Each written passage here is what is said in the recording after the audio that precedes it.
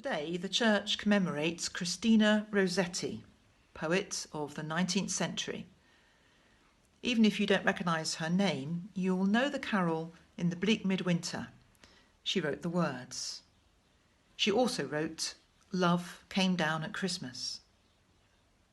Christina was a devout Anglican, and she remained unmarried as an act of religious commitment, refusing more than one offer of marriage. She was a respected poet and came close to being chosen as poet laureate. She knew much suffering, both in terms of family tragedy. Her brother was Dante Gabriel Rossetti, who had a breakdown and died quite young, and her own chronic ill health. Christina died of cancer in her 60s. In common with the culture of her time, she wrote a lot about suffering and death.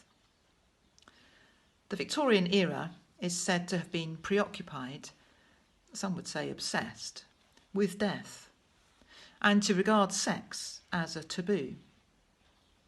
Some say that we have reversed this today, to be preoccupied with sex and to regard death as a taboo. Just as unhealthy, in a different way.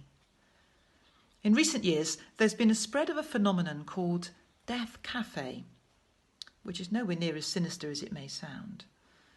It's simply a chance to meet over coffee or a beer and have a conversation about death and all things related to it.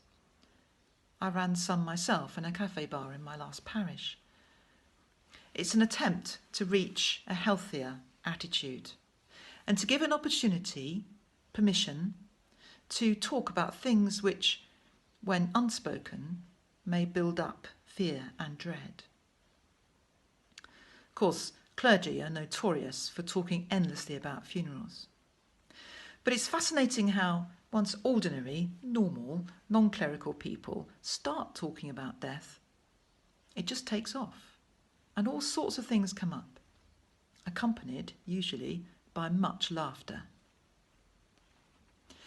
Well, let's finish with a poem by Christina Rossetti, which you may not know, perhaps the last she published during her final illness, and perhaps reflecting some of today's fears, but holding on to faith in the risen Lamb of God. None other Lamb, none other name, none other hope in heaven or earth or sea, none other hiding place from guilt and shame, none beside thee.